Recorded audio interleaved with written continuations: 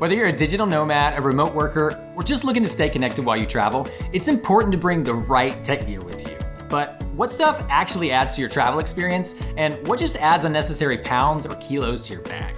We're Jana and Brett, and 7 years ago, we became accidental digital nomads. I say accidental because we didn't set out to have this digital nomad lifestyle. We just wanted to travel Europe for months or even years at a time, and apparently you need money to do that. After visiting 30 European countries, we've tried a lot of tech gear, bought plenty of stuff we never used, and spent way more money than we'd like to admit on things that didn't work.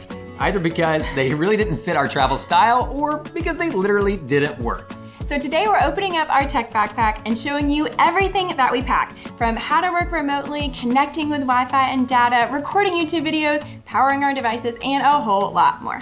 But don't use this as a list of everything we think you should take on your next trip.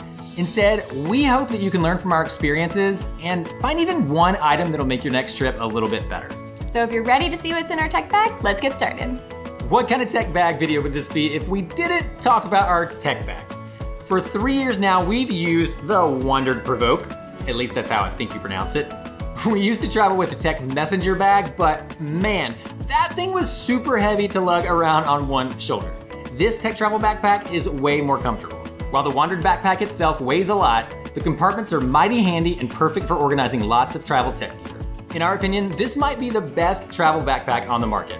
There are lots of features, but we really like this secret pocket, which we use to hold our American and Italian passports, some credit cards, cash, and our travel money belt. And we're huge fans of how this backpack opens. I absolutely hate stuffing everything into one big backpack compartment, so this style allows you to have easy access to everything without completely emptying its contents. It's an incredibly smart design to place the laptop sleeves in a spot where they sit directly against your back. That's just better for weight distribution, especially since I carry both of our computers, and those things are heavy. We use the 21-liter bag with the optional photography bundle, which gave us this extra organizer here. I assumed that without the cube, this would just be a big open space and our bag would be a mess. There's also this side pocket, which gives you access without even having to open the bag. But we tend to use this bag more to get our gear from one place to the next, and not on the days we're out filming, though I'm sure it works great for that too. You can also create quite a bit of extra space by expanding this roll-up top, even though it looks kind of funny in our opinion. But enough about our Wondered travel bag, let's dive into what's inside. For starters, I use a 12-inch MacBook Air and Brett uses a 13-inch MacBook Pro. Now, we would love to have bigger computers or external monitors, but it's just not practical as digital nomads. But these computers work just fine for computing power and screen size for our basic work and YouTube projects. One sweet little find has been these mocked computer stands. I really struggle with neck tension, so sitting at a computer and staring at the screen all day can really take its toll. These things are awesome because they raise up your computer just a few inches without adding any extra weight or bulk. And I know 2 to 3 inches may not really sound like a big difference, but just ask my neck about it. Our computers only have 1 or 2 ports, and we always seem to need to connect more than 1 or 2 things at a time, and that's where this Sataki multi-port adapter comes in handy. There are lots of different models of this, but this one allows us to connect everything that we really need. It's also handy when we want to connect our computer to the TV, whether we just want a bigger monitor or to stream something on there too. We edit and store all of the raw footage for our YouTube videos on this 500 gigabyte Samsung T7 external hard drive.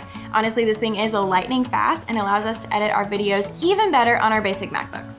We have 0 complaints about this durable, steady state drive. We just wish we had bought one with a bigger capacity. We also use this Seagate hard drive as a backup in case the T7 fails. For extra protection, we purchased this hard drive case. It's actually the one made for the Seagate, and it's designed to hold the hard drive in this cushioned area and the cord up here in the mesh pocket. But we're always looking to consolidate space, so we found that we could fit the Seagate into this mesh spot, while the cushion side is just big enough to fit the T7 along with its little custom nook. So far, so good.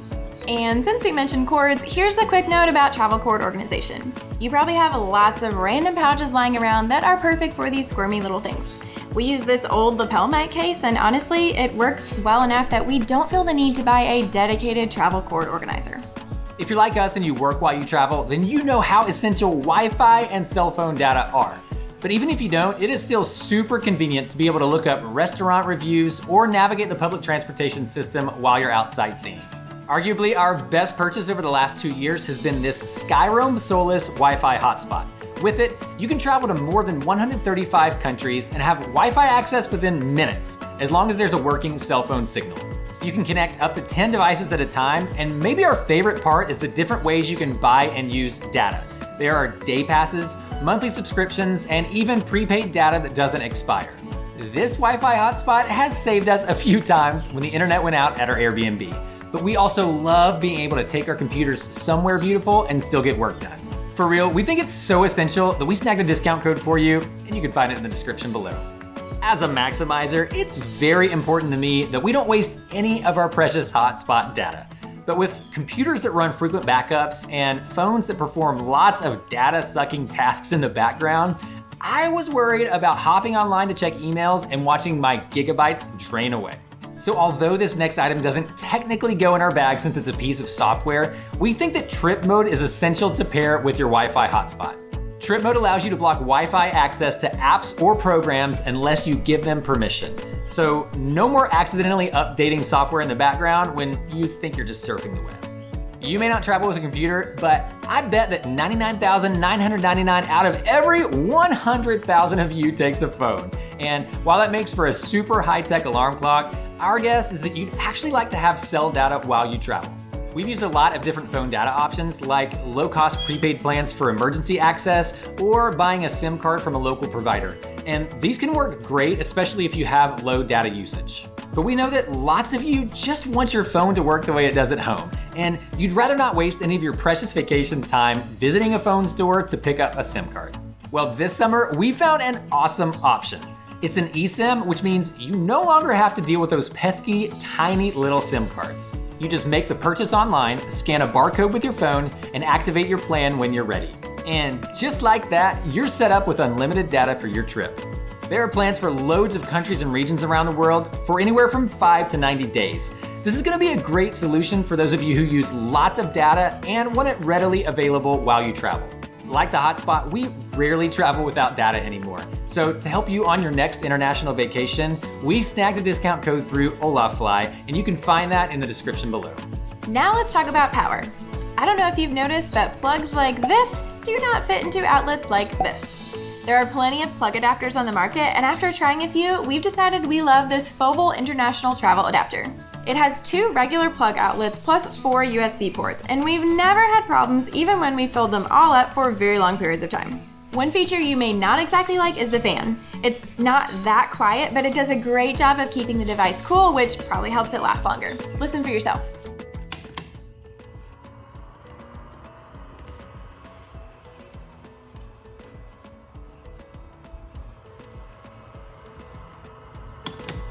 Truthfully, the fan is totally fine in our opinion. If anything, it's actually a really nice sound machine at night. But one of our favorite features is the combination of travel adapters.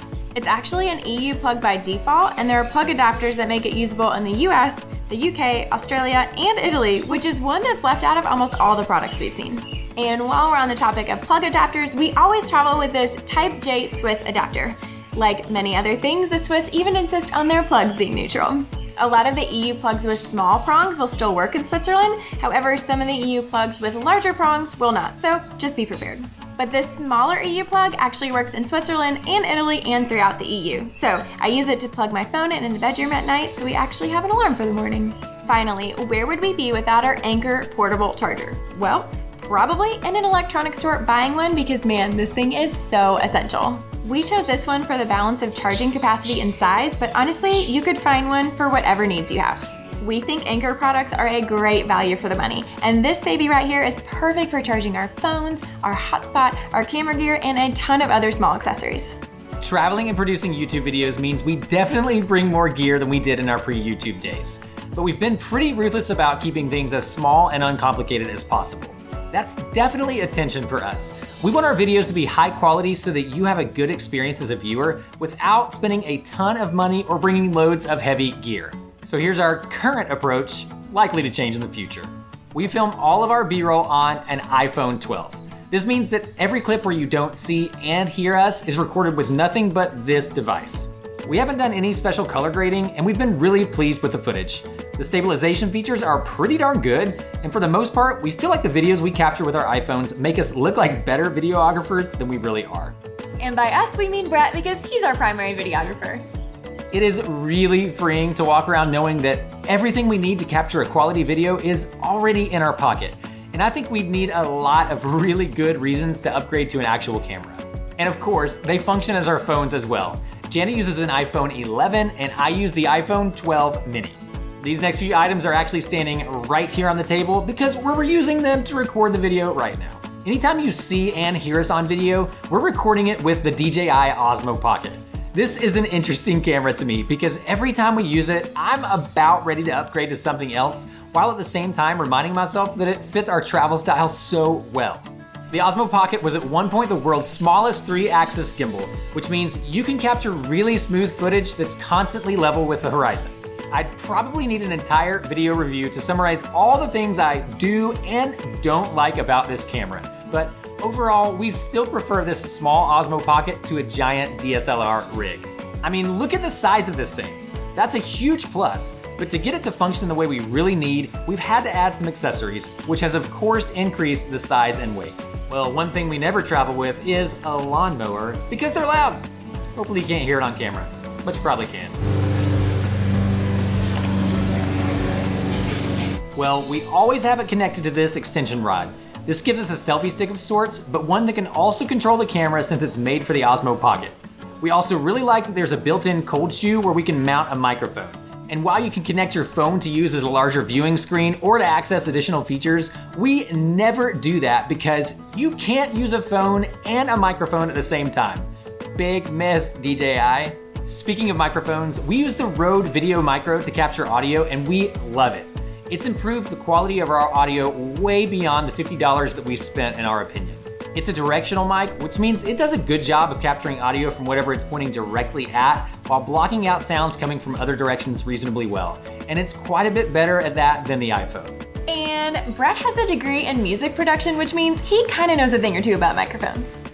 To connect our Video Micro to our Osmo Pocket, we actually had to purchase this audio connector from DJI, which seems kind of silly, but it wouldn't work otherwise. We also use this hot shoe thingy for 2 reasons.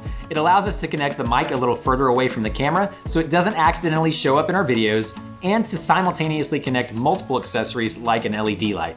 The Osmo Pocket comes with this case, which we use more traveling and everything's packed in our tech bag. But when we're out filming, we like to keep the extension rod and our microphone connected, so this case won't work in that case.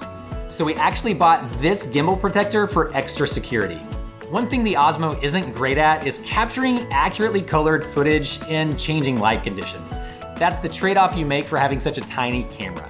So something that's helped us is this pack of ND filters. Especially on a bright sunny day, these filters help us adjust the camera settings to come up with a better picture than we get without them.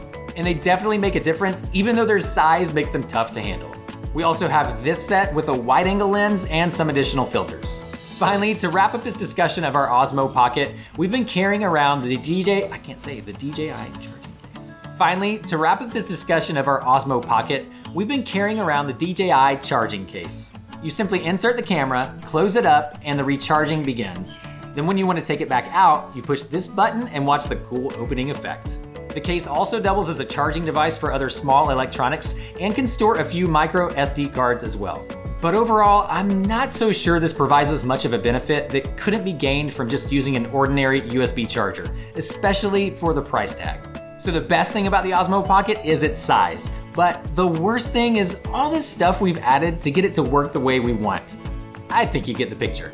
We also recently added this GoPro 10, which we used to film a Via Ferrata experience we'll publish in the spring.